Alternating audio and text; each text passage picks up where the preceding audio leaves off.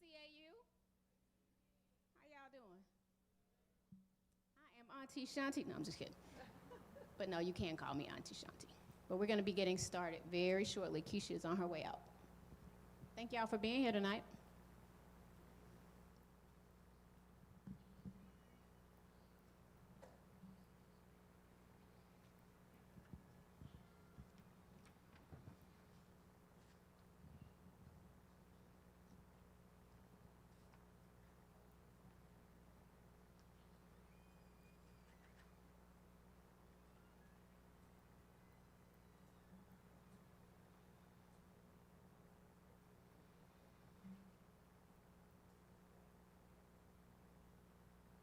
All right, I need y'all to welcome to the stage my good friend, Kisha Knight Pulliam.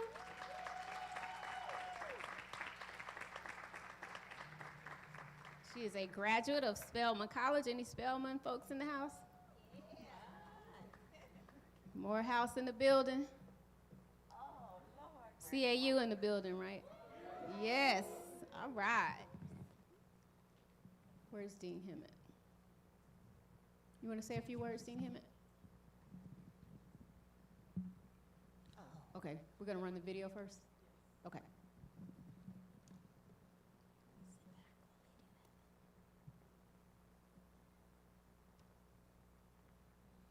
Greetings to all in attendance today. My name is Sherman Gillums Jr., and I'm the Chief Strategy and Operations Officer for the National Alliance on Mental Illness. It is our privilege to partner with Silence the Shame and our hosts, Clark Atlanta University, to bring you this fireside chat with Spelman alum, the one and only Kisha Knight Pulliam. Over the last 20 months, many of us share the hardship brought on by a global pandemic. We're profoundly unsettled as we said the names of Breonna Taylor, George Floyd, Ahmaud Arbery, Botham Jean, and others, and lived with the consequences of prolonged isolation and uncertainty as we tried to navigate a new normal. Many of you had to fight for your mental wellness in ways many around you couldn't understand. It didn't require bruises, bleeding, or visible wounds to hurt. The pain of longing for an elusive answer is just as important to acknowledge and support those on that journey. No matter how you got through it, I'm glad you did. Those hard days didn't make you strong. You were always strong. The challenges just made you have to prove it. The problem with being strong is we often believe it means going it alone or wearing a mask to hide our vulnerability. We do all those things in hopes of never letting the world see what's wrong with us. But your mental wellness and hardships that challenge it are never about what's wrong with you. It's about what happened to you, an answer waiting for you to discover it in order to give it words and meaning. For some of you, it's a journey and a process that continues, which is why we're here. I want everyone within the sound of my voice to know what happens to you doesn't have to define you. We see you, the whole you, not your condition or hardship, as we also acknowledge what you face and have to overcome. Hopefully this fireside chat will help give meaning to what you've endured, the words to talk about it with clarity and boldness, and the motivation to become a voice for the voiceless on campus, in your communities, and in society. Enjoy the program, everyone.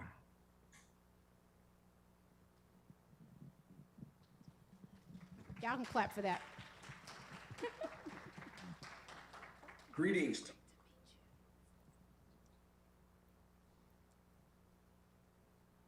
All right, let's give it up for Dean Hemmett from CAU.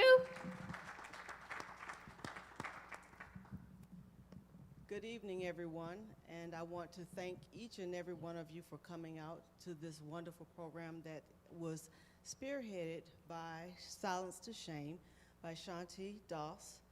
And also we have our collaborative team of Counseling and Disability Services with Dr. Jester. We have our NAMI of Georgia. They are here. And we also have our collaborative efforts from Spelman College. And so tonight is a very important night as we collaborate to talk about mental illness because it is affecting all of us in different ways.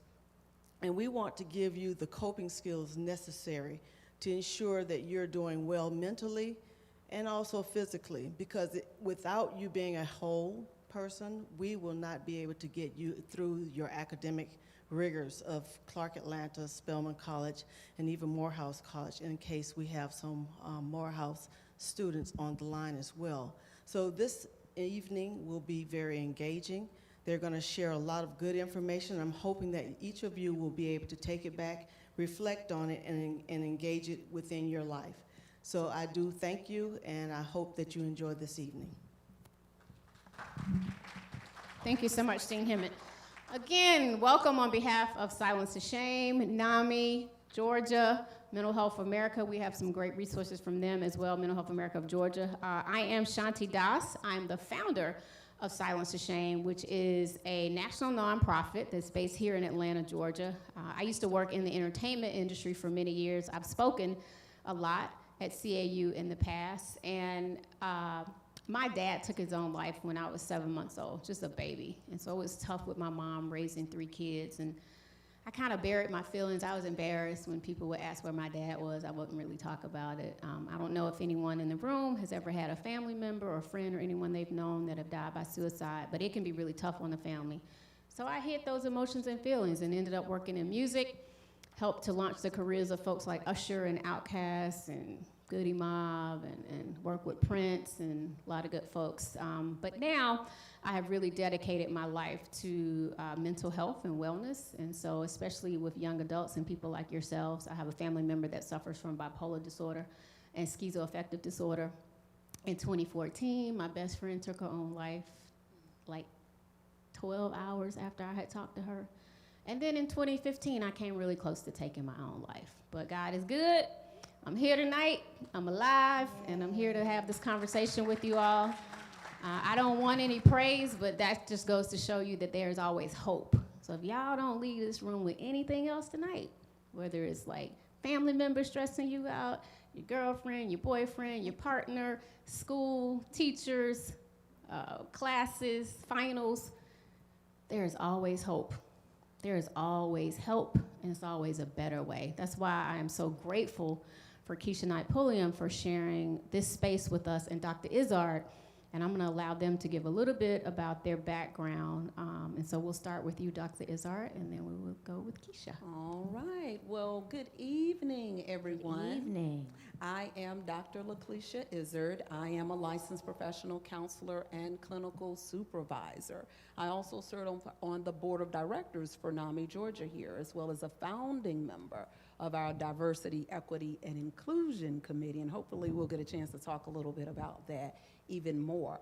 But I'm also a proud alumni of the nation's largest HBCU, which is North Carolina A&T State University, Aggie Pride. That's right, I have to represent you all, but I am so grateful and so thankful to be here on this evening with you all talking about mental health, something that is not just a passion for me, but that is my gift to share with the world. So thank you, Silence the Shame. Thank you, Clark Atlanta. And thank you, NAMI National, for having me as an expert panelist on today. Absolutely, thank you, thank you. Wow, And last you but gotta certainly clap it not, up for that one. yes, give it up for Dr. Izzard. And last but not least, she is an actress, she is a philanthropist, she is a mother, she is a wife, she is an entrepreneur. She's a boss, y'all. So again, let's welcome Kisha Knight Pulliam. Thank you for having me.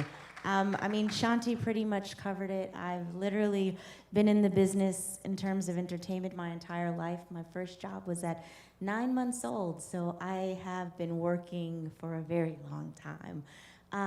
But, you know, outside of that, you know, from The Cosby Show to The House of Pain to the variety of projects and movies that I've done between time, I am, yes, also a wife and a mother, an entrepreneur, you know, all of those things.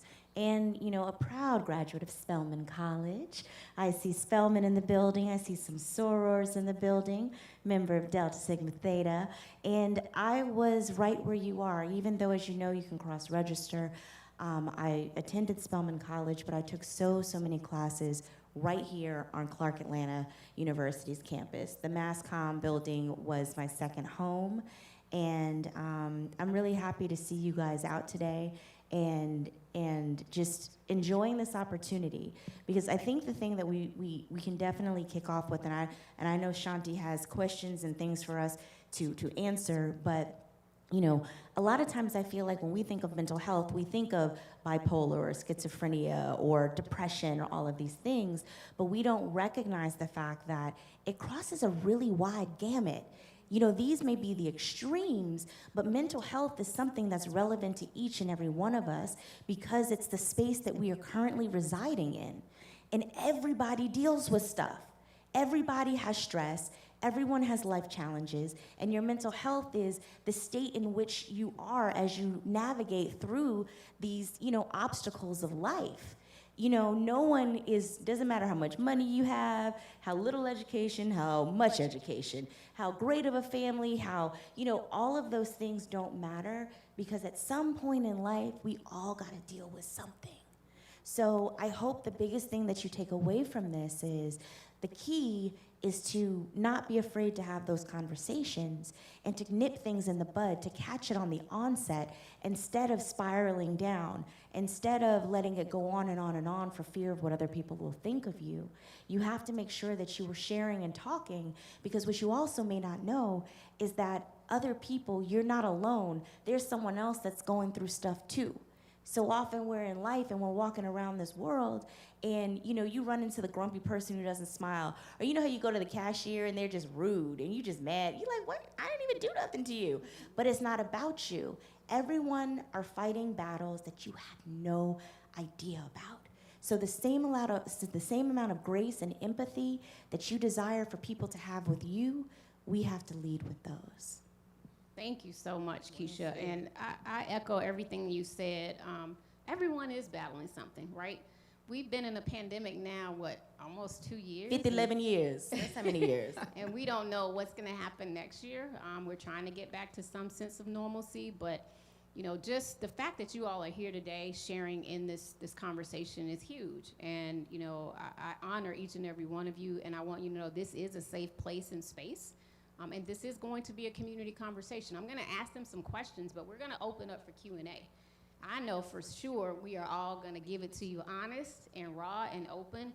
And like Kisha said, we all have mental health. We may not all have a mental illness. That is why it's important that you take your mental health as important as you do your physical health, because they really go hand in hand. You can't have mental health without physical health and vice versa. So again, we're gonna jump right into this, but I honor you all for being here tonight. I wanna read an opening statement from a Healthy Mind study, which surveys tens of thousands of college students and university students across the US. 40% of students screen positive for depression over the spring semester, and 34% screen positive for anxiety. They are the highest levels observed by the study. However, this year's results are part of a steadily increasing trend, and students surveyed said that while the pandemic impacted their mental health, it wasn't the root cause. So Dr. Izzard, what are some other factors that you attribute toward the upward trend of mental health challenges for college students other than the pandemic? I would have to first start with and say social media. Social media is something sometimes that we don't always think of as something that may affect our mental health, but it absolutely can. And one of the key areas related to social media that can affect our mental health is the cyberbullying. And cyberbullying can happen to any of us at any age. And all cyberbullying is when an individual spews a lot of negativity about you, whether it's true or not. It can affect our mental health. So that's one of the key areas related to it. But also when we look at social media, when we're going through those feeds and looking at other people's lives and looking at what they're experiencing and what's going on and what they're having, sometimes it causes us to think about our own lives and wonder, well, what would it be like for me if I had this or I had these things? So then it's sometimes a level of competition that can happen within social media. So these are just factors and things that we really need to think about as it relates to social media. Yes, it can be great for benefits such as business and networking and all of these great things, but we want to make sure that we have boundaries with our social media, that we take time away even sometimes from social media because of some of the negative effects that it can cause. And then absolutely, academic workload. That's another factor that can increase anxiety, especially when you're trying to manage and it's something that you haven't done before. When we come into college, it's a new experience for all of us. Look at me, I'm sitting up here, Dr. Izzard. I was in college for a long time, you all, so I do understand the academic challenges and the pressures that can be on us because of that. And so that can contribute. Another area that we're finding really common in the research now is dating violence on college campuses. The reason why dating violence, the rates are increasing is because dating violence doesn't look like the norm of domestic violence of what we usually see. And this month actually is Domestic Violence Awareness Month. But dating violence is very subtle.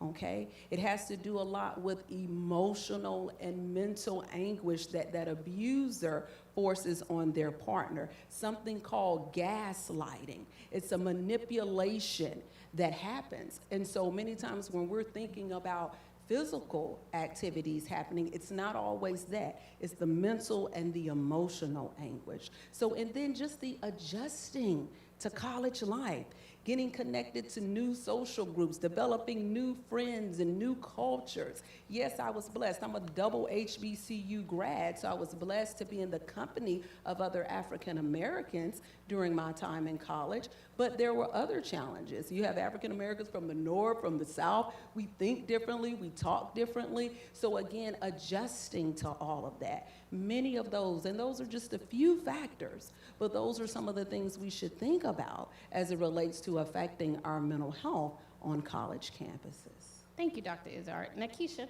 you are a graduate of Spelman College, and I'm sure when you were in school, students also dealt with stress and anxiety. Y'all, this ain't nothing new that just popped up when the pandemic started. We all dealt with stuff, you know, and I can share a long laundry list, but I would like to hear, Kisha, how did you cope with stress as a student? Well, I think that, you know, there are many ways, and it's not like a cookie cutter sort of thing. And, you know, I take my hats off to you guys because you are in a situation where you are so, the social piece of college, which is so big, has been so removed. You know, when I was in school, we could go to parties, we had beer bashes, you know, just kidding, you know, y'all didn't do that part, but you know what I'm saying, y'all do that. But we had the opportunity to actually connect on a human level, you know, outside of school. You know, more than anything, I've always been very much an eternal optimist and look to find the good in any and every situation. So with that, that's something else that's really important is that, you know, no one can steal your joy. You can choose to be happy. You can choose to dance in the rain. It's about your perspective. And one thing that I do even to this day and do with my daughter is, you know, your energy flows where your attention goes. So the more you bring your attention to the positive, and sometimes you have to force yourself to. Like we do a thing where we talk about as a family, what are you grateful for today? And it could be simple. I'm grateful for the flowers that are blooming. I'm grateful that, you know, I went to the CAF and they gave me a free chicken sandwich and I was hungry and my car didn't work. Whatever it is, you know, it can be the smallest thing to the biggest thing. But the more that you focus on what you're happy about and the more you focus on what you're grateful for, the more you begin to look for those things in your everyday interactions. Not to say that it's gonna be perfect. Everyone's gonna have a professor who's just, you know, I'm trying to not curse right now, but you know what I'm saying. You know, everyone is going to have those sorts of conflicts, but one thing I also know is they are, whoever it is, they're responsible for how they show up and their energy, and they're held accountable for it. But you're also held accountable for how you react. So you can't control what other people do or what they say. The one thing you can control is you. So I would say, like, breaks, like something that I gotten older that I do, like just breathing. You don't even realize, like if you're sitting there, when's the last time you've taken one of those deep breaths where you feel it all the way down in your belly? Take a moment of quiet. Yes, there's so much going on. You know, there's so much to be distracted, whether it's school, whether it is social media, whether it's this. Take a moment just to turn inward, and that can be taking some deep breaths. It can be listening to some, you know, more mellow R&B music, or, you know, even jazz, or even exploring different types of music. There's so many different ways. It really just depends on what resonates with you and what resonates with your spirit. And don't be afraid to own that. It's not gonna look like anybody else's, and it's not supposed to. I love that. All right, I need y'all to get up. Speaking of breath work, everybody stand up. We're standing up doing breath work. Red hoodie in the back, stand up, bruh. Need you to breathe with us, young man. All right, so there's a technique that they do in yoga called the 4-4-8. So we're gonna breathe in for, not yet, and I'll count you down. We're gonna breathe in for 4 seconds. We're gonna hold for 4 seconds. And then we're gonna do one of those long exhales like Kisha talked about for 8 seconds. All right, so We didn't even plan this, by the way, just so you know. So here we go. Okay. 3, 2, 1. Breathe in for 4 seconds. 1, 2, 3, 4. Hold it. 1, 2, 3, 4. Long exhale. 1, 2, 3, 4, 5, 6, 7, 8. Again, breathe in. 1, 2, 3, 4. Hold it. 1, 2, 3, 4, and a big exhale. 1, 2, 3, 4, 5, 6, 7, 8. So whenever you stressed out, I do it when I'm at the red light and somebody trying to cut me off. Instead of using a word I shouldn't be using, I just start breathing, like Kisha said. So that is a great technique that if you're in class and somebody's stressing you out, or your roommate is getting on your nerves and you can't really leave a room just yet because you got to study, do the 4-4-8 technique. All right. Does anyone have an Apple Watch? Apple Watch? On your Apple Watch, there is a breathe app. Yes. The thing, it'll be like, you need to breathe today. Just do it. All right, y'all can sit down. I needed to get y'all up and get some breath work going in this room. Make sure everybody's awake and with us. All right, thank you, Kisha. Dr. Izzard, how can students recognize signs and symptoms of a mental health crisis and traumatic stress? And really just like, what is stress, right? What is anxiety? Say it in layman's terms so college students can really understand. So, when I'm acting like this, that's what that is? Okay. Thank you for that question. So, looking at a mental health crisis, and I think one of the things that we really have to take into consideration when we're talking about a mental health crisis is that it's not always going to be as visible sometimes as we think. Yeah, there are common symptoms, like Shanti is speaking about, the ones that you can Google, where it talks about individuals who may be hearing things or seeing things that are not there, having difficulty sleeping, eating, things of that nature. Absolutely. But what I want to key in on today to help you all understand more about is the people who are sitting right out here today, those that are closest to us, our family members, our friends, is who we have to keep a close eye on when certain warning signs come up. Everybody that exhibits factors or symptoms related to a mental health crisis doesn't necessarily have a psychiatric background, meaning a mental health background. So that means they may have never exhibited any signs or symptoms and still can have a mental health crisis. So what I mean by that, sharing a personal example, someone that I love very dearly, okay? A relationship was at risk of ending, okay? No past psychiatric history, no mental health challenge related symptoms at all. Soon as this individual heard that the relationship would be ending, and a young adult, okay? Soon as this individual heard this, sent a text message. And the text message stated, "I'm about to take this last one-way ticket." Now, as someone that loves this individual dearly, knows that this is out of the norm for this individual, that let me know that's a warning sign, okay? Never heard anything like this come out of this individual's mouth before. So I'm all the way in Georgia, okay? This individual is in another state. So I'm having to call someone else in another state, asking them to go and check on this individual. We're going to talk a little bit about that. Still in African American culture, we have some stigma, okay, around mental health. And so the individual, oh no, you know, this person, they'll be all right, they're okay, they're strong, they can handle it. I'm saying, please go by and check on this individual, because this is out of the norm for this person. And I think that this is a sign. This loved one of mine took their time getting over there. Thanks be unto God, there was a neighbor, a friend that found this person that I love so much, but had already been rushed to the hospital and on the psychiatric unit, just that fast and just that quickly. So these are the signs that we have to take. And many times they come through social media posts, they come through text messages, but they will give usually some sense or some sign that they are in a mental health crisis. And of course, they don't know, you all, what is going on. So it's gonna take somebody that loves them, that cares about them, to reach out, to put their hands on them. Look at me, I was over 300 miles away, but I had to make sure that somebody got there and got there fast enough. So that's what I wanted to key in on again as it relates to a mental health crisis. When it comes to anxiety, understanding some of the things just related to that, that's more of looking at, again, how are you feeling? Do a wellness check with yourself. Many times I hear all the time from my clients, I just don't feel like myself. I just don't feel like myself. I'm feeling nauseated, different things like that. Do a wellness check with yourself. That can also help you to key in on if something more is going on with you. So absolutely, traumatic stress is something that we experience as well. But I don't want to go too far because Shanti might have some other questions related to that. No, that's good. That's good. And so I can share a little bit too from a lived experience perspective. You talk about traumatic stress.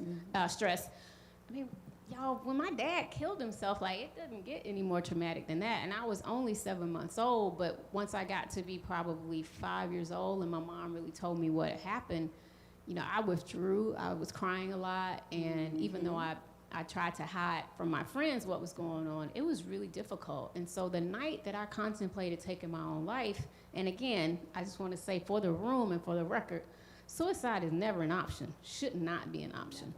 But unfortunately, my emotions got the best of me. And so I counted up all the pills in my medicine cabinet, but I was afraid that if I stayed home, I didn't trust myself. I thought I was gonna take those pills. So the interesting thing is, I didn't wanna die, y'all. I didn't wanna die. I just wanted the pain to go away. That's it. And so I got out of the house and I started driving around the A, ended up, and this is crazy, this is nothing but God. So I live north of the city. One of my homegirls who lives on the south side happened to be on the north side and ran into me at a store that I just got out and started walking around in, and she knew something immediately wasn't right. And so she convinced me to call my sister, who's like my best friend, and she made me call the National Suicide Prevention Lifeline, which is 1-800-273-TALK. So they have counselors that are available 24 hours a day, 7 days a week. I'll say the number again, it's 1-800-273-TALK. And they talked to me for about 15 to 20 minutes and was able to de-escalate the situation for me. And then I texted my pastor. I know some of y'all may or may not go to church. You might do church virtually, or you might just have your own relationship with God, whatever it is, or whatever you believe in.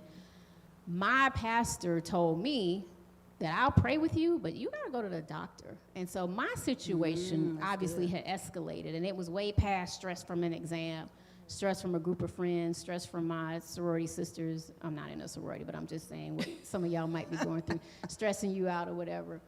But I got the help that I needed, and that is the most important thing. Just like, you know, God forbid you walk outside the student center and you trip over the concrete and, break your ankle or, hurt your wrist. You're gonna what? Go to the doctor and probably get something for that, right? You might have to wear a cast. What's so different about our brain? Our brain is our largest organ in our body. So again, it's nothing to be ashamed about. Nothing to be embarrassed about. And the counseling center is here. There are so many resources available on campus for you. And I hate when people say, yeah, I talked to that counselor, but I ain't like her. Or I ain't like him. Or I ain't telling that person my business, or they don't know what I'm going through. You gotta give somebody a shot. And here I am. I run a mental health organization, but guess what? I'm still in therapy. The sister that I mentioned to y'all, she passed away 2 years ago unexpectedly. And that was the worst day of my life. So I felt like that set me back a couple of years. So now I'm really trying to navigate through the grief process with my sister, but I'm back in therapy. I'm not embarrassed about it. And I'm not saying you got to go post it on social media to all your friends, but you got to be able to get help. You got to be willing to talk to somebody if you're going through something. How many of y'all feel like you got somebody to talk to if you just really having a bad day or going through something? Just a show of hands. That's good. What I tell people is you need to have a starting five, right? All right, so everybody know NBA season, everybody, basketball fans in the house, is about to start again, right? Shout out to the Atlanta Hawks. Hopefully we can go further this year. You cannot start a game, right, unless you got 5 players on the court. You can't have 4 players on the court. You play for CAU? Oh, the team, okay. Let me see, show of hands. CAU B-ball in the house. I love it. Yes, I love that we have student athletes in the building. That's amazing. So y'all can't start a CAU basketball game without 5 of y'all on the court, right? So think about from a wellness perspective, who's in your starting 5, right? Whether that's your mom, your coach, your best friend, your roommate. It could be somebody back from home, one of the CAU counselors. Y'all need to put in your little, everybody got a little smartphone. You ain't gonna know it with these phones, I already know. So get your phone out, think about who's in your starting 5. Always have 5 people that you can call on if you feel like you're in a stressful situation, you're not feeling like yourself, you're going through a traumatic event. Because the worst thing you can do is internalize that stress. And I'm gonna say this and I'm gonna shut up. When I lived in New York City, I was making a ton of money, corner office, Range Rover, all of that, making almost $500,000 a year. I was stressed out to no end. I was literally riding uptown in a taxi one day, and my whole right side went numb. From my head to my toe, I could not feel the entire right side of my body. Went to several doctors that day, and they said it was a direct result of stress. I was diagnosed with cervical spinal stenosis, something that people get when they're in their 70s and 80s. I was in my 30s, but I was so stressed out, it started manifesting itself physically. Why? Because I wasn't dealing with it. I let my ego and my pride get in the way. I was like, I'm Shanti from the music business. Like, I'm breaking all these careers of artists. I don't need nobody to help me. I did need somebody to help me. And I had to humble myself to get the help that I need. So especially for the student athletes, and they talk about having that mental toughness. There's a certain mental toughness that you need as an athlete, but it also relates to just how you process your thoughts and emotions from a wellness perspective. It's not only, because how you process your thoughts is gonna also determine how you act on the court, right? And how you have your ability to really play at the highest level, because you gotta be in the right headspace. Look at Simone Biles. She was at the Olympics this year, and she said she was having some mental health challenges, and it didn't allow her to compete at the highest level. So we want to make sure that athletes and students are able to compete at the highest level, whether it's on the court or in the classroom. You gotta just be able to ask for help. Because guess what? All the money and fame in the world does not matter. Not at all. If you aren't healthy enough to be here and to enjoy it. 100%. All right, so I'm gonna go to you next. Do you want to add anything? I was just going to add about the rates that we're seeing right now among African American youth, you all. Okay. Suicide is the 2nd leading cause of death in the United States for ages 10 to 34. 2nd leading cause of death. And for our African American youth are now at the highest rates currently for suicide. So that lets us know that these conversations are absolutely necessary, absolutely needed. Just like Shanti said, you gotta have someone that you can go to and talk to and share things with. You have to release. You may not want to go to a mental health professional right now, and that's okay. But you wanna make sure you have some support until you are ready. Mentoring, someone that's a positive figure. I like to call them mental health millionaires. someone that is so positive. Soon as you talk to them, they make you feel good. I have one like that in my five, my beautiful uncle, Clarence Israel. I have to give him a shout out. You know, he's in Orlando now. But absolutely, I can call him anytime, and he is positive. He is uplifting. And so, like Shanti said, she has her therapist. I have my therapist. I have family members. I know Kisha has people in her immediate circle. We all have to have someone to put their hands on us when we need it. That can help us to start decreasing these rates among young Black youth ending their life by suicide. Absolutely. Thank you for that, Dr. Izzard. And why do you think, Kisha, it is so hard sometimes, though, for people to open up? Because obviously you were a student and you had a very high-profile career, and I'm sure, you know, the conversations in the 80s and the 90s and the 2000 decades, obviously you were much younger back then, but they weren't as robust now, right? Because we're starting to talk about self-care more. Why do you think it's tough sometimes for students to open up and share? I mean, I guess I'm going to take a cue from you, but I would think it has a lot to do with how other people perceive them. I would think, you know, a lot of times, specifically, you know, at this age, it's about how your peers view you. It's about what other people will think. So a lot of times we care more about the illusion of who we're supposed to be versus taking care of who we actually are. And that also comes from, you know, how we talk about social media. I'm not going to make social media the complete scapegoat, but the problem with it is it's an illusion. Yes. Is it's not real. Y'all do know that, right? I agree. And A lot of you it is an know, illusion. people are comparing their actual lives to these fabricated lives. That's right, Keisha. And when you do that, that's a recipe for disaster. You know, you're looking at these images that have been, they have all this tune, that tune, they have all the apps that can make you slimmer, smooth your skin, put makeup on you that didn't exist, that can make you taller. Like these, it just doesn't exist. And it's crazy. You know, people are aspiring to these unrealistic, not even unrealistic, completely false, Fabricated. like narratives. And, you know, it's really important to acknowledge that. You know, people spend more time, you know, looking and gazing into, you know, everyone wants to share their highlight reel versus the actuality of what's going on and what it really took to acquire whatever level of success that they have, you know, achieved. So, you know, more than anything, I'm trying to make sure, what was your first question so I can make sure I answer it correctly? No, but you are about why people are, you know, Yeah. really hesitant to talk and open up. Exactly, and it's like people are looking and feeling like I'm supposed to look like this, and it's not the truth. It's just that simple. It's funny, I think, I was just reading an article, I think Tori Naughton, she's on a new show. She was on Power, you know, for a long time. She was in 3LW, and she was talking about how she did an episode of MTV Cribs. And when they did the episode of Cribs, they rented a house for the day. It wasn't even their house. That they came, did the whole show, and, you know, like, this is my bedroom, and we bought this house, and our manager lives here. Did a whole lie.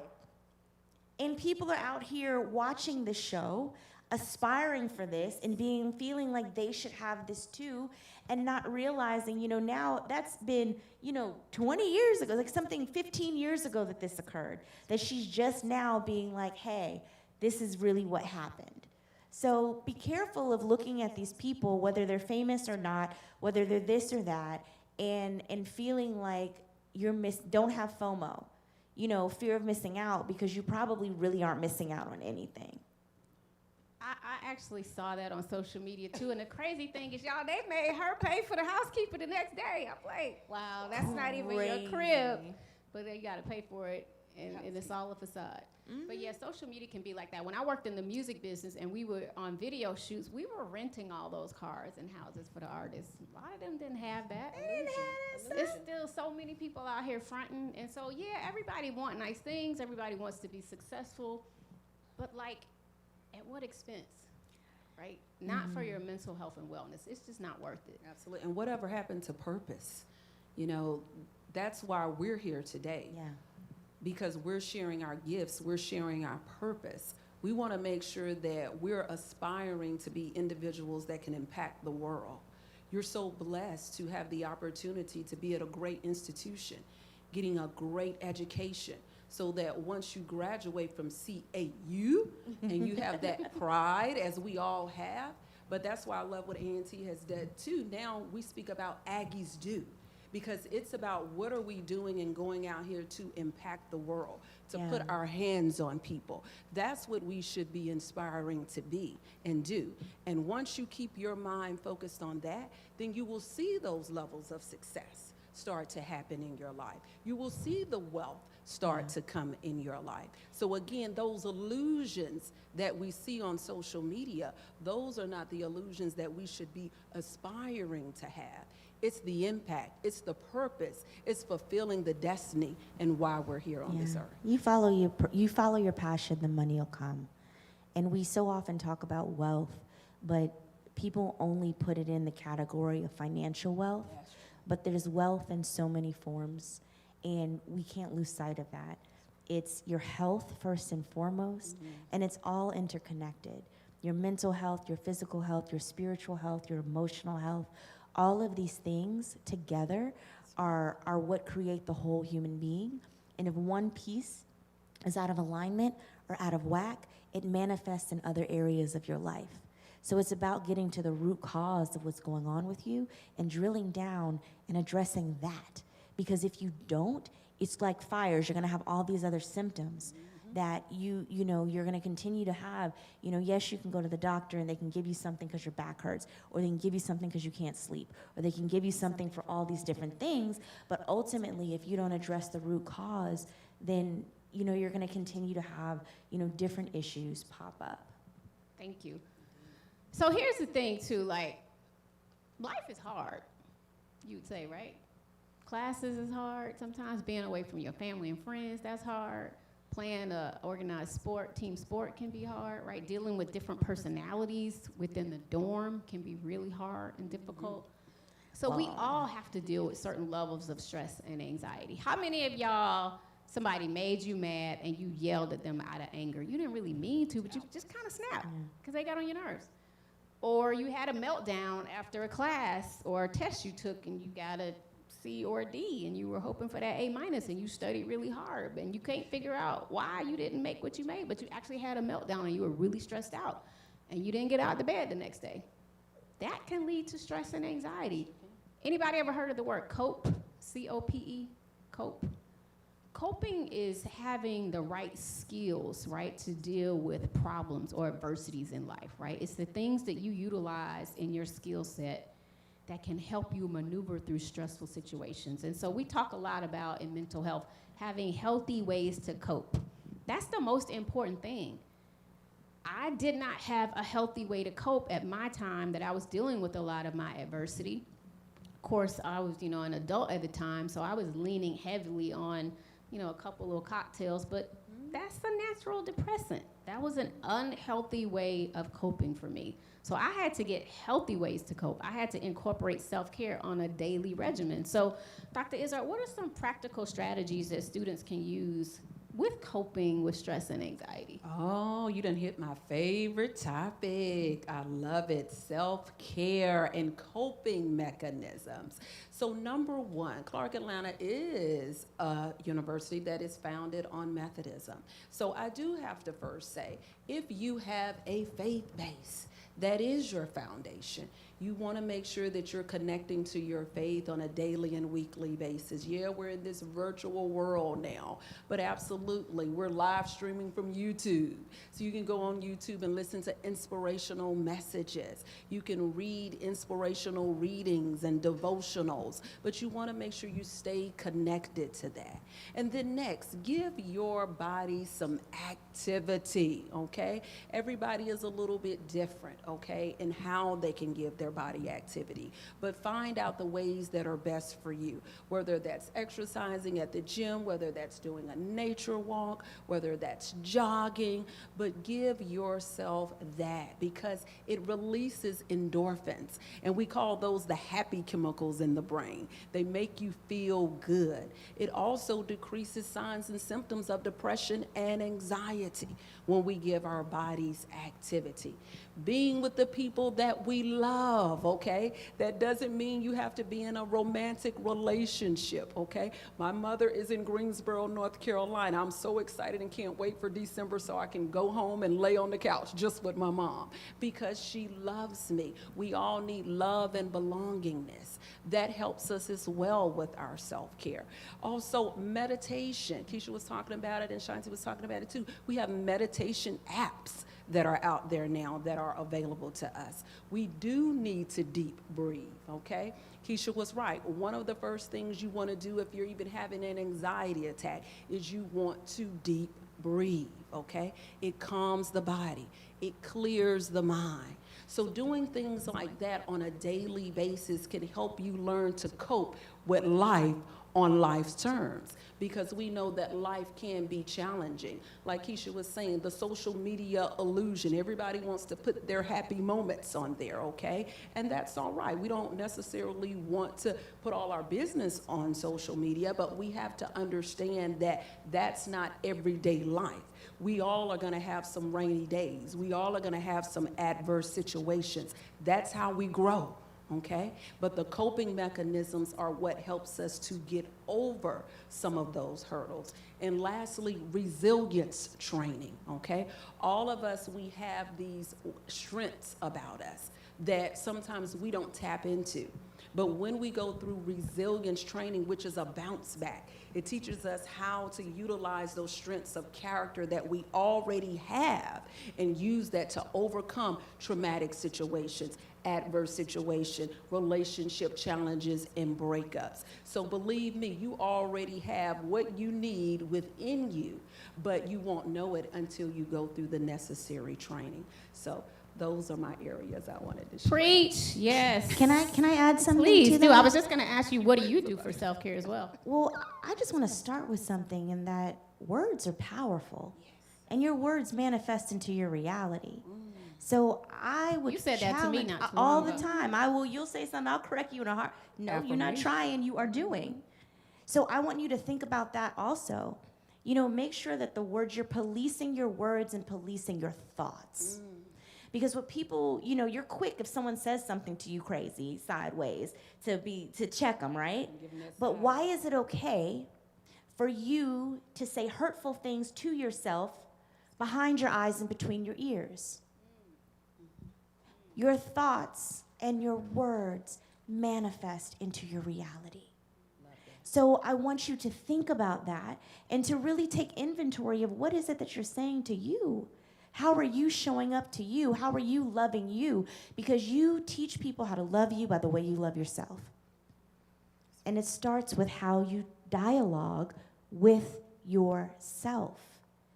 You know, I know y'all are hearing all of these, you know, terms and ways to do something. I'm going to keep it like, when it comes to relationships, let that Negro go. Let's just be real simple, okay? Let him or her go. There is somebody else out there. It will be okay. You know what I mean? And understanding that what's for you is for you. It will not pass you by. I can promise you, I can guarantee that. You have to operate from a space of abundance and understanding that there is enough for each of us.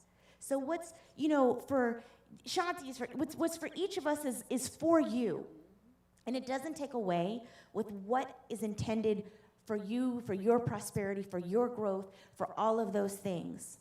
So when you approach the world from a space of optimism, not saying it'll all go right, but finding the joy in even the situations that go wrong. And recognizing that if something passes you by, then knowing that that's because there's something better coming. So, you know, for me, it's about the complete mindset of how I live my everyday life.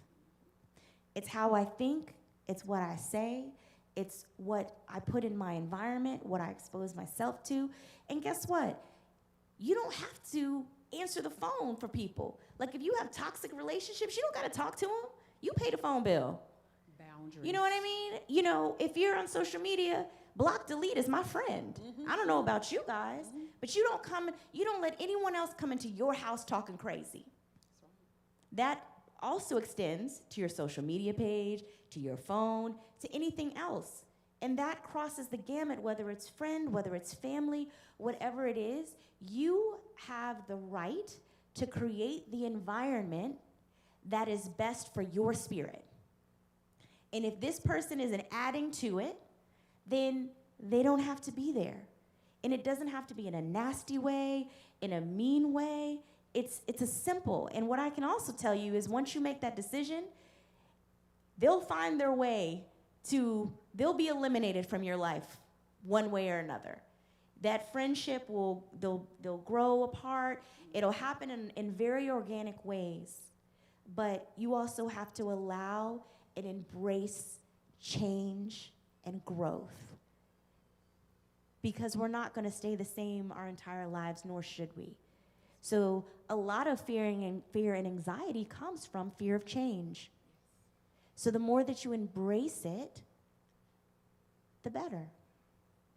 Y'all, Kisha just said a whole word. Y'all need to give it up for that. Woo, that was amazing. And self-care does not look the same for everybody. So everything that we're talking about, it may not work for you. It may not work for you. You have to figure out what works for you. I like to dance. I can't dance like I used to, but I'm gonna have a dance session every Friday in the mirror with myself. I'm gonna get up and I'm gonna watch old movies. I like watching old movies. I like to go out in nature and take walks, but somebody might like to go fishing or like to go swimming or play basketball or play video games or watch football. I have a woman cave. Don't call me on Sunday.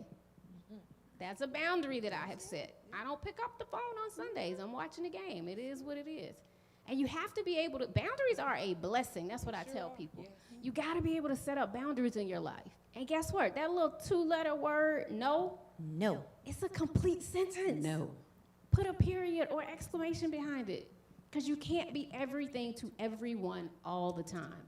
That will absolutely lead to stress and anxiety in your life. I know I used to be that person. When I was on campus, I gave campus tours.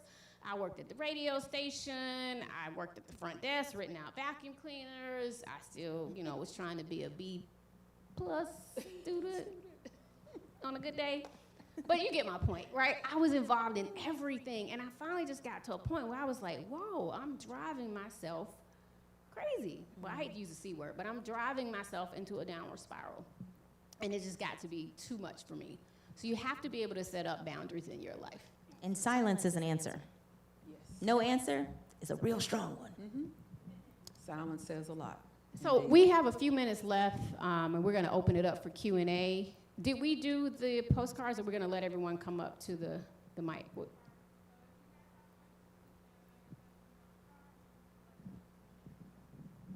Or if you do just want to get up and share, feel free to use the mic too, because this is a community conversation. This is a safe space. And you can ask a question hypothetically. It doesn't have to be about your own personal situation or if you have a friend that's going through something. So just feel free to join into the conversation. Do we want to share just a little bit on social connectedness? Yeah, absolutely. That's what I wanted to go to lastly before we get into. We have about 5 minutes left. Okay. So if you do want to end on social connectedness and any resources from an external perspective, because it's important right now when you're in college, right? That you want to be social, you want to have friends. Some of y'all may want to be in sororities or fraternities, or even just the social connectedness through playing organized sports. That can be challenging for a lot of folks. Can you talk about the stressors with social connectedness, but how you can actually thrive through that and in that? Exactly. Just to share a little bit on that, absolutely, like Shanti said, we want you to engage. We want you to be social. This is a time in your life on college campuses where you're developing that identity. And as I was talking about before, developing, getting to purpose and knowing what that looks like for you and in your life. And just like Kisha said, that internal dialogue, it has a lot to do with you getting there and how quickly you're able to get there. But absolutely connect with your Greek organizations, but also connect with some of your organizations that focus around mental health, that focus around other meaningful and impactful things that we would like to see change as it relates to our world. So there's a NAMI on campus. If CAU doesn't have it, please go back to that NAMI table at the end and learn how you can create one on campus. I know that Emory University has Black mental health ambassadors that they started on their campus. So there's all different types of ways to still get involved in this social connectedness. We're in the city of Atlanta. There's so many ways that we can provide service. We have Gateway Atlanta, we have Hands-On Atlanta, we have charity-based organizations such as we just had the NAMI Georgia Walks. Our goal is $250,000. We've raised $248,000 already, and that was a virtual walk. But getting involved in meaningful things like this as well will help you to increase that social connectedness in a way that increases your self-esteem and your purpose in life and builds you up so that you can have that wellness of wealth that Kisha was talking about. Do things that make your heart Yes. smile.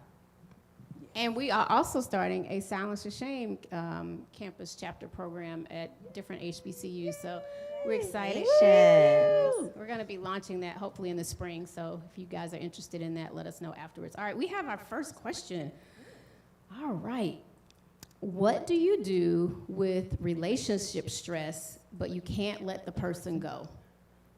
That's deep, because we've all possibly been there. Who wants to take that first? Now we can get the clinical perspective, and then we can get just the real life. Which perspective would you like? Let's start with the real, and then we'll have the clinician come behind. Oh, if you can't, What do you do with relationship stress, but you can't let the person go? And I know that's a loaded question, because why you can't let them go. It comes is- down to you either got to choose yourself or choose them. And in choosing them, you lose yourself. Say that again? What'd you say? One more time. I said it comes down to you choosing them Yes, or yourself. there you go. And if you choose them, you lose yourself. And I get it. Like, these young, and I know now it's like, when you're in college, you just think you grown. I get it. However, it's not until hindsight being 2020 and you look back on these experiences that you realize how much in the beginning of your life you truly are. So the joy in these relationships that aren't meant to last forever is that you learn things. You learn things about yourself. You learn things about what you desire, what you don't desire, what you'll deal with, what you won't deal with, what are your deal breakers. You'll learn your likes, your dislikes. You'll learn a lot of things. So for that is the benefit, even in the worst relationships. Because I know I've had some, and they've been public. I'm just being real. However, when you get to that place of, it's me or them, sometimes it takes people longer to get there than others.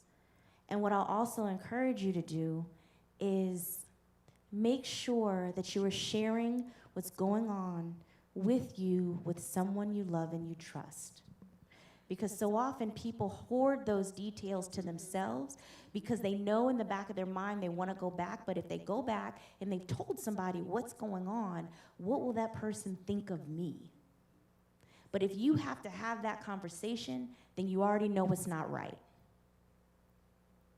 So share with people who can support you, who can also remind you, because the other hard thing is when you're in this fog of thinking you love somebody, you forget, you get amnesia about the things that have occurred. And sometimes you may need a mirror to remind you so that you can process it also yourself. And what I can also tell you is, if ever the other thing is, a lot of times when you're in those conundrums, someone's telling you they love you, but their actions are the polar opposite of it. What I say is this: you always, the truth is the actions. The truth is not the words. So whenever those are in opposition, you look to the actions. And that is the truth of who we were dealing with. And if you can write those things that have occurred down and read them out loud, sometimes you gotta hear it back to yourself. Those are tools that can help you get faster to the place of understanding that you have to choose you. I love that. That's an incredible answer. Y'all can give it up for that. Quickly, do you want to add anything to that, I'll Dr. just Izzard? add one phrase, like Kisha said, about choosing you and looking at their actions. Maya Angelou said, when people show you who they are, Believe them. That's it. And we've already talked about the boundaries. And so you have to set boundaries and you have to choose you. What is for us will be for us. And what's for you is for you. And sometimes, and you're talking about somebody like, I told you I'm the auntie in the room, so I just turned 50 this year. And I have been in some situations where I chose myself, Yeah. like Kisha said. And I want every single person in this room to know that you are enough. Absolutely. Say, I am enough. Enough. I am enough. Enough. I am Enough. enough. All right. Young lady, you're up next. Thank you so much for being here. Oh, is it on? Okay, you just got to talk loud with your inside voice. It might not be. Wait, we're gonna make sure it's on. There it is. There you go. Can you hear me? Yep, Yes. you're good. Okay. This is for Ms. Knight. I know that you played a role in Medea Goes to Jail as Candace. Yes. I wanted to know, like, how, okay, this microphone is doing a lot. How hard, if it is hard for you to play like a mental health role like that, because it's kind of like there's an underlying message across from that and still be able to act. Yeah. So, behind the scenes sidebar, because of that, that's why you've only seen me play a role like that once. Because I didn't enjoy it when you have to go home. Because regardless of, yes, when you walk off stage, you are, you still, but some of the residual of the emotions that you have to tap into in order to vividly and accurately portray that character, they still kind of reside within you a little bit. And that's just not who I am. I'm still grateful for the role, because one thing I can say is one thing that you'll learn and that it teaches you, especially when you're an actor, is that whether and if you haven't seen Medea Goes to Jail, I was pretty much a crack hoe, bottom line. So what you find, though, is that there is a through line of the human experience. There is a through line no matter who you are, what you're going through. All humans want to be accepted. You want to be loved. You want to be heard. We all know what pain feels like. We all know, like, these are human emotions. So even though I did not ever have that, actually was heroin was her choice, but even though I've never had the experiences that she's had, you can connect to the feelings that she had as a result of what she was going through. So that, to me, was the takeaway and the positive of that. But I know for me, I prefer telling happy stories. I prefer having happy characters, because yes, I do feel it's important to show the duality and the complexity and the variety of human experience, and specifically the Black experience, but I don't feel that enough of the joy is shown. So I want to show the joy. I love that. Love it. Okay, thank you for your question. Thank you. So this is a deep question, but very important. I'm going to start with you, Dr. Izzard. What are the signs of mental abuse, and what are the signs that you are dealing with a narcissistic partner? And I know you talked a little bit, you heard that term gaslighting, which can be a form of narcissistic behavior. Yeah, and we can break that one down too, like Kisha was saying, in layman terms. If you can literally recall and write down what someone is doing to you and what we call in the clinical field toxic, okay? And remember I talked about doing those wellness checks within yourself? If you can feel like you don't feel like yourself and you're having to kind of question and going back and forth about this behavior that you're actually seeing from this individual, then that's giving you cues. Research tells us within the first 90 days of even being in a relationship that you can see red flags, okay, from that individual's behavior. Sometimes we just choose to ignore what those red flags are. Or see the potential. Yes, absolutely. See potential. People can only mask certain things but for so long. And again, if it's making you feel like you're alone or you're low or that you're doing something wrong constantly and you're hurting again, or even restless nights, or you're having to overeat, or you're not eating enough, all of these are still areas that are connected to whether or not you're in a toxic relationship or whether you're being even abused by a loved one, okay, a friend. You know, we sometimes may have mentors, coaches, different things of that nature that we love so much or that we believe in so much. And some of those people still can hurt us. And so those are just common cues and signs that you can pick up on. But that main one is, like I said, if you can recall and you know what you're feeling on the inside, but you're choosing to kind of ignore it, or you don't want to share but so much with it about, oh, well, this is my personal business, don't want to talk about all of this. Yeah, but you know that you're being hurt. And so you need to be able to confide in at least one person. And many times when we're in relationships or we're in these situations, we see things subjectively. So we need someone else to help us to see objectively. And all that means is that clearer eyes, okay, about what is actually going on in that situation and what we're not willing to actually see at that time. I would also say Google emotional abuse. Yeah. Google it. There's a diagram that comes up that shows you the cycle. Boop, boop, boop. And sometimes it's hard to recall what someone said or did. If you feel like you're walking on eggshells all the time, it's a problem. If you have a person who is continuously making you think something is your fault, that you know hands down, without a doubt, couldn't possibly be your fault, it's that too. So what I'd say to anyone out there, definitely, it's a cycle, and when you get caught in that cycle, sometimes the only way you can identify the cycle is by depending on what type of learner you are, is by physically seeing it and hearing it. Because a lot of times we're like, oh, not me. You know, as a Black woman, and you could be, you know, all of this, period, and I'm this, that. You can do that in every other area of your life, except relationships. And I can say that because I've been there, I've Googled it. To acknowledge, oh yeah, this isn't for me. That's good. Thank you. And again, to remind you all, you have resources on campus, right? That might be a sign that you need to talk to someone, right? A therapist or a counselor, just to get it out, just to talk about it. So you can name the problem and say it out loud and be able to get some help. So all great information. All right, next question. What is your suggestion to students who suffer from anxiety and depression but cannot go to the doctor they want to or are comfortable with due to insurance or lack of funding? That's a tough question, but a great question. That one is. But the key thing to understanding, and I talked about this a little bit before too, is even for individuals who are not ready even to go to a mental health professional or a therapist, there are support programs that are out there.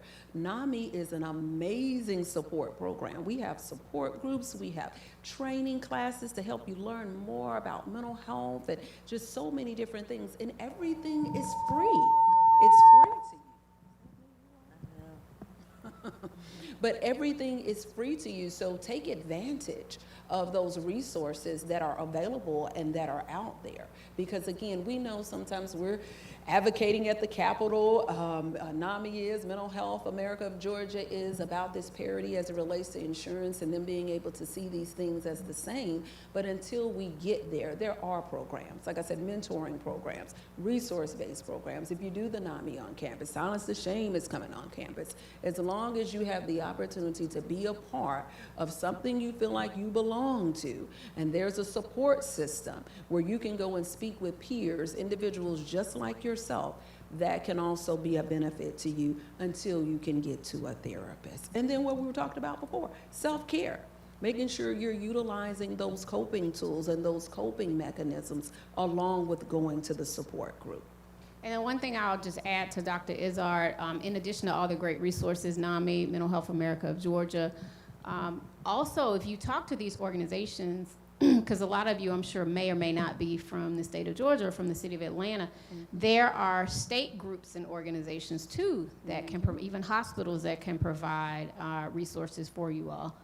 Okay, and here's some resources. If you look up and you want to take a screenshot of the resources that's right up there, you can do that. You can visit silencetoshame.com and click our resource tab. A lot of clinicians have started allocating X amount of free therapy services due to the pandemic. Also, there's a website called psychologytoday.com or betterhelptoday.com. betterhelp.com. So it's a ton of resources. Just don't be afraid to ask. And so, I forgot your name. Keith, yes, Keith from NAMI, Georgia is right there on the side. Yep, go ahead.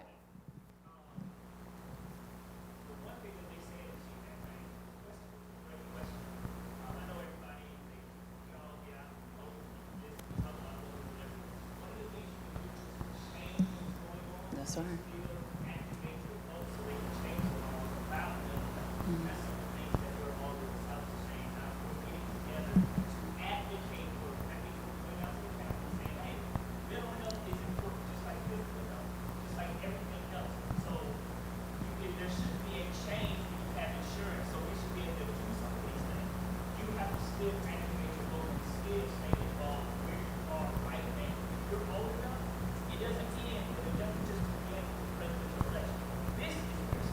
That's right.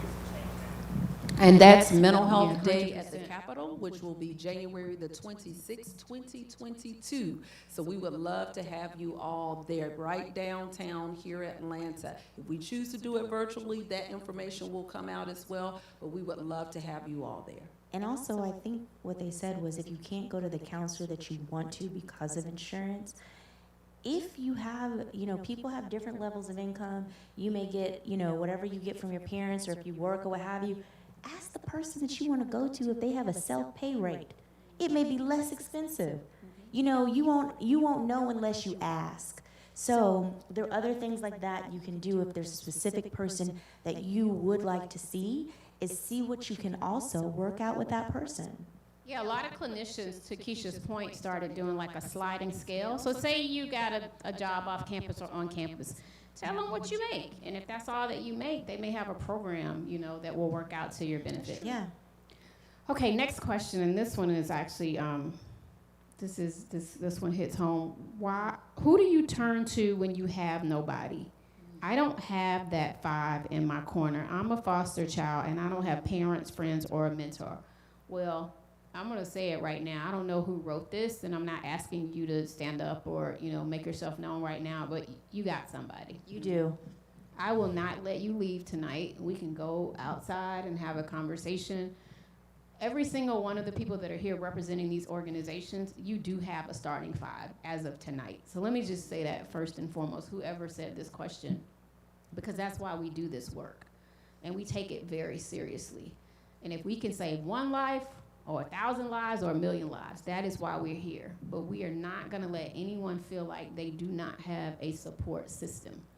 So make sure that whoever said this, if you gotta go afterwards, if you can't stay, leave your name and information at the Silence of Shame table, an email address or what have you. Make sure someone at the counseling desk has your information. That is super important. You are not alone. That's right. That's one of the things, thank you, that I love about NAMI. It's an organization that's founded on family. It was founded by family members of individuals with mental health challenges. So again, please connect with some of those resources because we are a family. And we want to make sure, again, like I was speaking about before, we want to put our hands on you. And we want to make sure that you're okay in this walk. I mean, because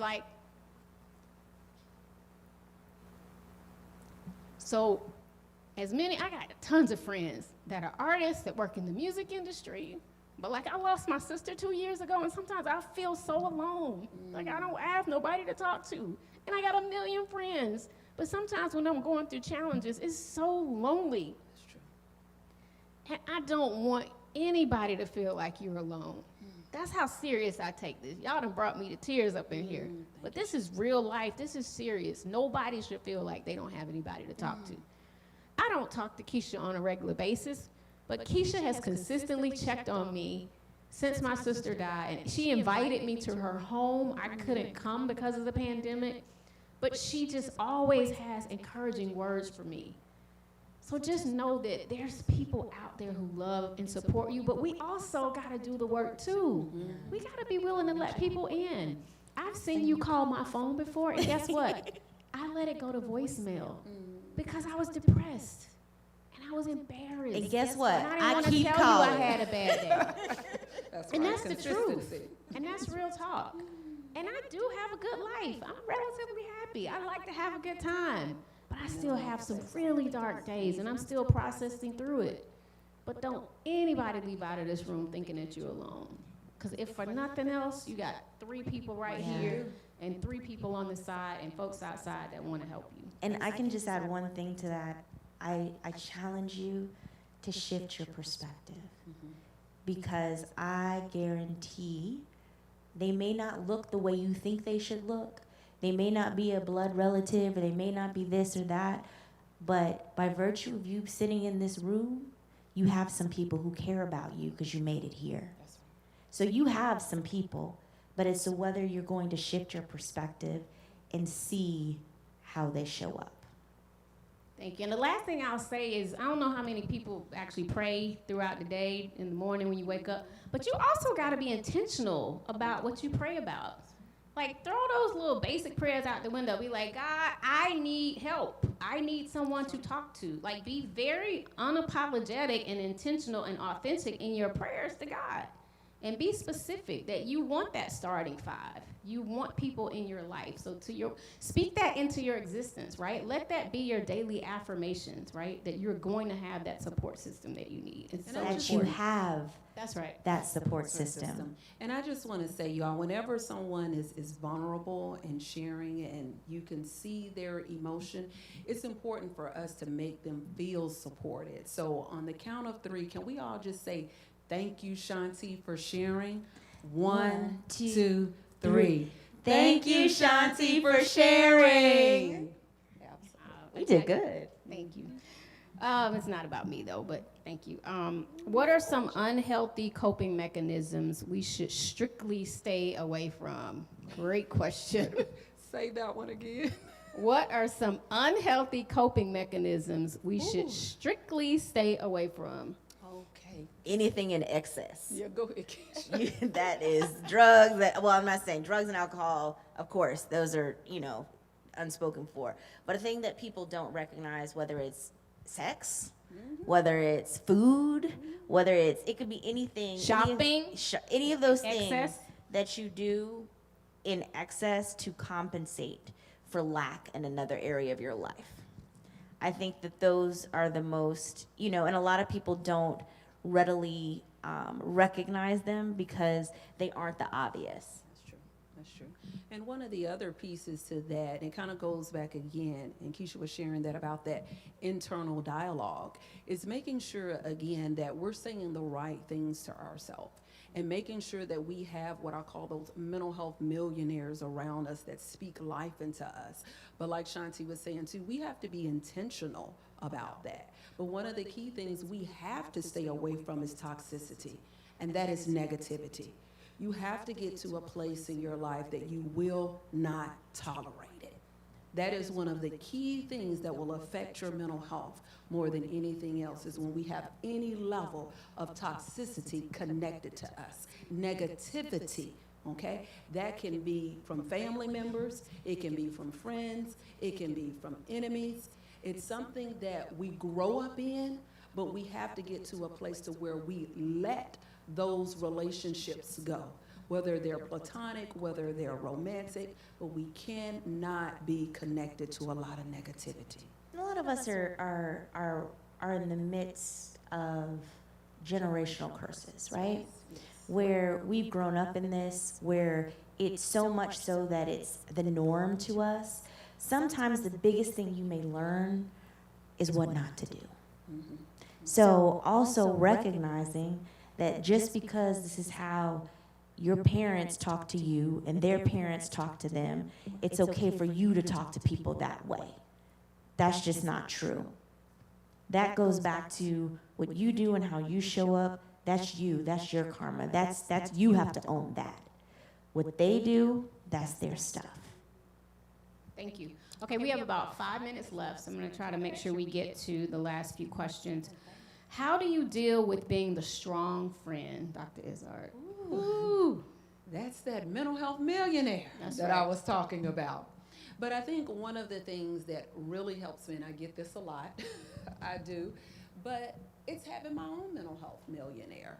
So even though I'm a mental health millionaire for a lot of other individuals, and I'm out speaking, and I'm a community leader and a counselor leader and all of these great things, I have to have my own mental health millionaires, my own support system that I go to pull from. Because again, they impart that positivity and negativity that keep that negativity out. So it's so important that we're gravitating again to these individuals that are positive.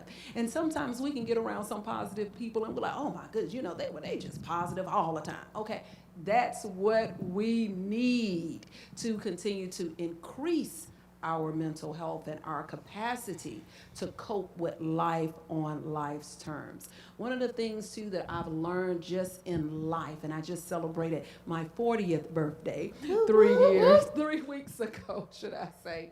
But one of the things that I've really learned, you all, is going through a growth process in the stages in life that we have to have some confidants, meaning some individuals who are closest to us that we can share whatever with. Just make sure that we're getting raw and true with those individuals. Transparent. Yeah, and I've had at least 2. I can think of 2 to 3 that have walked with me even since I was a young girl. So again, it's important because as we go through these different stages in life and grow through these different stages in life, we have to have these mental health millionaires on our side. And like Shanti said, if you feel like you don't have one already, now you do. And now you have organizations and connections that you can make sure that you're tied to so that you can have that embrace. And you can have that support system that you need. Because we all need support, and we all need belongingness. That's right, that's right. Okay, next question. What do you do when you know your passion and want to make it a career, but your family does not agree and will not support you in following that dream financially or emotionally? Do you have any advice? And I know we can't necessarily tell you what to do, but just in your opinion. When whatever God, the universe, whatever you call it, when they gave you your mission in this life and your purpose in this life, it wasn't a conference call. So everyone may not agree, including family. Everyone may not understand. Everyone may not see it or even feel that you're capable of it. But you have to follow that intuition within you. But how passionate are you about it, and how much do you believe in yourself? Are you willing to bet on you? Because the reality is, yes, you're gonna have a lot of situations in life where people try to use money and support as leverage to make you do what they want you to do, whether it's in your spirit the right thing to do or not. Even when you're living in your passion, even when you're doing what it is you desire to do. That's what's called integrity. And ultimately, you have to allow your integrity to be your North Star in life. And when you do that, it's not always going to feel like rainbows and bunnies. But that's okay. So I would encourage you to make sure that whatever your passion is, that you are truly immersing yourself in being a student of it, so that you can be the best version of yourself and doing that you possibly can. Whether it's getting a mentor, and a mentor is someone who has done it successfully, that can give you the roadmap, that can tell you, okay, these are the things to watch out for. A lot of people make the mistake, don't ask somebody to do something that they haven't done themselves. That's not who you need to ask. Maybe about something else, but not about this. I would say stay dedicated to it. You have to stay determined, and I promise you, when you follow your passion, the money will come. And listen to your guidance, turn inward, the meditation. You know, prayer is great, but meditation is when you listen. When you pray, you're asking, please, can I have this, can I have that? And at some point, you have to quiet yourself enough to hear the answer. That's what meditation is. And that, with that combined, it will help to begin to guide you. And you'll know you're where you're supposed to be by the way it feels. So I won't keep going, but ultimately you have to make that decision. That's my advice for you, but you have to be ready, because the choices you make, you also have to be willing to accept the consequences of those choices. And to sacrifice. And all of that.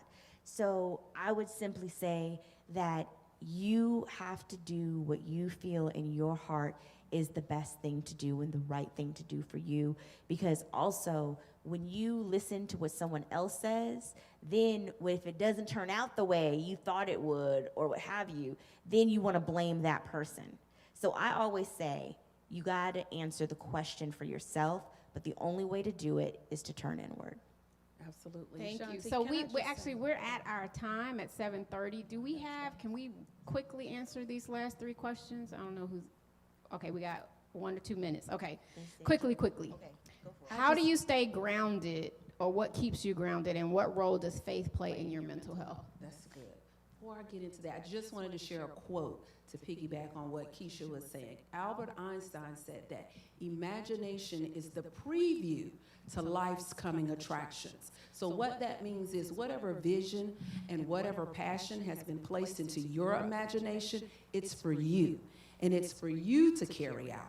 So other individuals are not going to see it because it's the preview to your life's coming attractions. Okay, Shanti, one more time. Quickly, what role does faith play in your mental health, and how do you stay grounded? Absolutely. In 30 seconds or less. I'm going to get there really fast. Faith is everything to me. It is my driving force.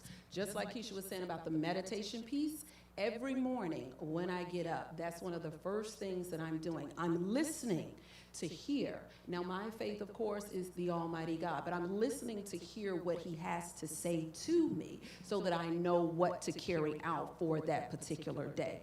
But that faith piece is what keeps me rooted, and it's what keeps me grounded, because it's my direction. I'm using that as my compass as I'm flowing through. And for those who are still warming up to faith and needing to have a spiritual connection, there are other programs and resources that you can connect to that are positive, okay, that will get you to that place and to that level. But faith is absolutely a key and a driving force for me because of the meditation and the direction that I use. And even like Kisha was saying, that feeling that you receive from knowing that you are walking in purpose and that you're following those instructions and those directions from what you've heard. And I'll just add to that, everything ain't gonna always go your way. So if you pray and ask God for something, just because you prayed and asked Him for it, doesn't mean it's gonna happen. So you should not give up on faith if you are struggling or dealing with stress and different things, and you gotta pray to the universe or ask God or whoever you believe in to help you through that process. Like for me, when I was going through my suicidal ideation, yeah, I went to a doctor, but I also stayed rooted in prayer, asking God to give me the wherewithal to get up and go to that doctor or go see that therapist, right? Because I feel like God gave these people these talents and abilities to help us through what we're going through. So you also got to be realistic about it and just don't give up on faith when everything doesn't go right in your life. Okay, what advice do you have for someone who is nonchalant and don't really have emotions? That's interesting because you're now allowing yourself to feel your feelings and understand that we all have emotions. Why are you suppressing those emotions is probably the question. That's called an unhealthy coping mechanism. That's right. But I'll let you take it, doctor. I would agree with that, Kisha. We all have emotions. And so that's something that, and we were already talking about this on the stage, when it comes to those coping mechanisms and coping strategies, that's what you're learning how to do. You're learning how to manage your emotions. When an individual has what we call a severe and persistent mental illness, it may take a little bit more support for them, and it may take a little bit more assistance for them to learn how to manage their emotions, but they're learning the same thing as well. But we all experience some level of a mental health condition at some point in our life. So we need these coping tools to help us balance and to manage those emotions. So you should never want to not feel, okay? It's important to feel, but we just want to make sure that we're balanced. And one of the key things that I always share with my clients about feelings is that feelings are fickle, okay? So that means they're going to change on you. So our main thing is understanding that affirmation that we give ourselves, that truth, that meditation, that exercise, all of those things we talked about related to self-care and coping, it's what keeps you grounded and realizing that you're not following your feelings, but you're following what you know to be true, what's according to your faith, and what's according to the purpose that has been placed in you. Awesome. Last question, rapid fire. What should you do if you thought you healed from a past relationship but really have not? Go to therapy. Boom. Dr. Izzard, anything you want to add? How they do me, y'all. But yes, absolutely. Counseling is number one. But like I said, it goes back to what we were sharing earlier to you all, boundaries. And choosing you, boundaries in choosing you, and going back to what Maya Angelou left us, okay? When people show you who they are, you're believing them, you're believing that experience, you're growing from it, you're learning the lesson, and then you're realizing that what's for you, it is for you. So we can move beyond the hurts of those relationships, but we want to stay away from them so that we can grow and we can learn. One last thing. A mentor of mine told me you don't put when you have spoiled milk, you don't put it back in the refrigerator. Ooh, I would agree. I love that. All right, let's give it up for our panelists, you guys. Again, we would like to thank NAMI Nationals, NAMI Georgia, Silence to Shame, obviously our incredible staff, Jewel Gooding, Megan Pringle, Cameron Triplett, who was here, and the rest of the Silence to Shame team. Thank you to the Counseling Center at Clark Atlanta University, the Counseling and Disability Services Center, to be correct. There are some incredible resources. One of the questions asked for resources. So let's make sure that you stop by all of these tables. And I think we're going to have closing remarks from someone within the Counseling Center.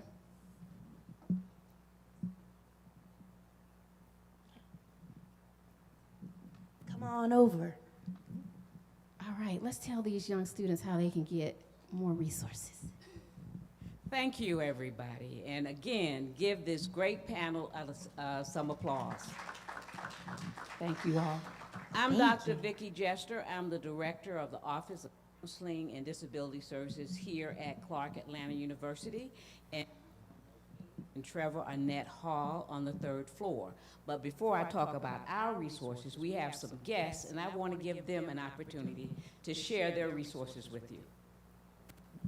Good evening. Okay, hold on, let me, I'm gonna say, hey, yo. I want y'all to say, all right. Hey, yo.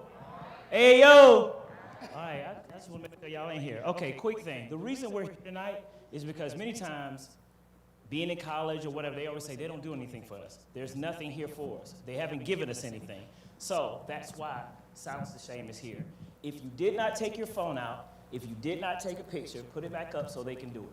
Because you don't need it now, but you may need it later.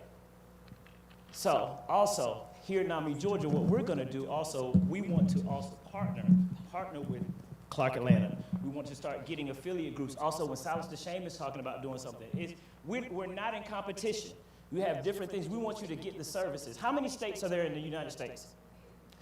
We rank 51st in Georgia in getting the services to you all. So who's in front of us? District of Columbia.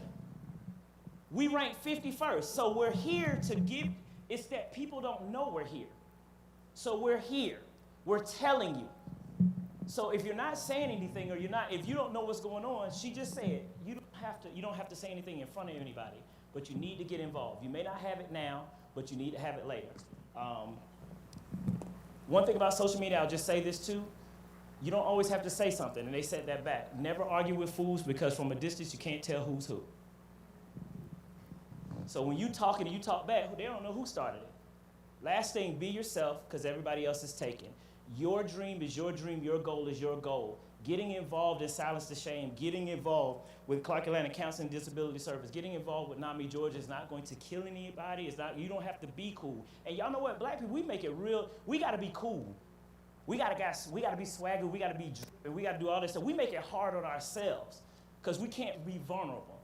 We ain't gonna sit on no couch and tell nobody nothing. So I'm saying all this to say, we have the resources here. We're trying to help. Also, besides for bad relationships, let's talk about good relationships. Just the same thing. I lost my parents and grandparents while I was in college. I have no parents, no grandparents. Been married 24 years, met my college sweetheart. But you know what? It was hard. So let's talk about it. Sometimes you need help with depression in good relationships. Money. I had a son in school. I still finished. I have a graduate degree. Graduated from Savannah State University and then Troy. I'm Black College, I come from Black College University. So I just want y'all to know, we're here to help. And I said all that, and I didn't mean to get emotional, but I want you to understand, we're doing this now. We always talk about nobody gives us services. You have a star and a doctor and people, somebody connected up here talking to you now, telling you they're going through the same thing. Use the resources. Use the resources, y'all. We don't do it enough. Thank you.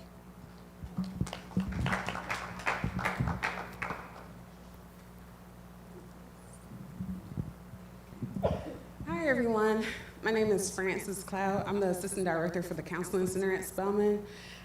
They just invited us up to share a little bit of the resources. So for Spelman students who are here or just watching, we offer free services for all enrolled students. We do a step care process or step care model, which means that sometimes you don't know where to begin. It may seem overwhelming, and coming to speak to someone at first, it's like, so where do I start? For students, we have WellTrack. So if you want to download the app, you can take an assessment. They'll score you on depression, anxiety, and stress. And they'll also give you resources, which the main one will be counseling. So then you can know, like, okay, this is where I scored. I didn't realize that this was an issue. Another resource that we offer is for some students, they're not yet ready to do counseling on campus, but we'll help you to get connected with those resources, especially over winter break. So it's like, okay, I speak to you now, but what happens when I go home? So we'll make sure you can either get connected with paid or free resources while you're at home. For students, oftentimes the stress happens after hours. So we do offer we have an after hours counselor. You'll just call the counseling center. From there, you'll press 2, and then you'll get connected with our on-call counselor who will help you navigate those resources. Thank you, everybody. And again, I'm Dr. Jester of the Clark Atlanta Counseling and Disability Services.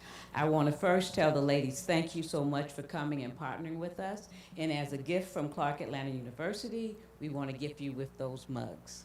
Oh, thank you. You're welcome. Now, this is just one of the programs that we are putting together in outreach. We are located in Trevor Arnett Hall on the 3rd floor. We are available to you Monday through Fridays. We've increased our counseling staff, and all the counseling services are free to all Clark Atlanta University students, and they're unlimited as long as you're an enrolled student. We partner with Morehouse, with Fulton County Mental Health Center, and we're looking at bringing on a possible psychiatrist to help us provide services for you. Just call us at 404-880-8044 to schedule an appointment. I didn't see nobody put that number in their phone. Nobody. 404-880-8044. We're here for you. We have 24/7 services, and we are here. Please call. You want to talk, you want to consult, and we'll be more than happy to assist you because you're not alone. We are here for all Clark Atlanta universities. We will help you find the right therapist if you want more privacy, but please come. And we have some information on the table and cards so you can call us. And that lady over there is Miss Rarell. Stand up. She's our administrative specialist, and she will answer the phone and get you scheduled immediately with the first available counselor. And did you Thank all you. hear her say free? So let's give a round of applause. Those resources are free to you. Thank you. All right, thank you everyone again for coming out. Make sure you stop by the resource table, and good luck this season, basketball team. Shout out CAU Hoops in the house. Thank y'all, be safe out there.